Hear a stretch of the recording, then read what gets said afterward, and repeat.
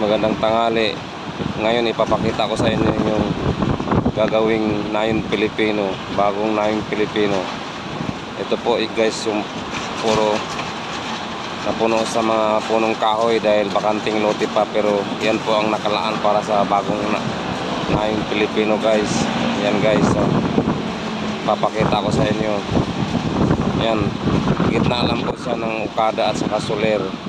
Pag pumunta kayo dito ng Okada, madadaanan nyo po ang pinakamalaking Nayon Pilipino gagawin, nakalaan para sa Nayon Pilipino. Yan po guys, hindi po siya pinakialaman, kay nakalaan talaga yan para sa Nayon Pilipino, para sa pasyalang malaki. Yan guys, para malaman nyo na mayroong magiging Nayon Pilipino dito sa malapit sa MUA. Yan guys, oh.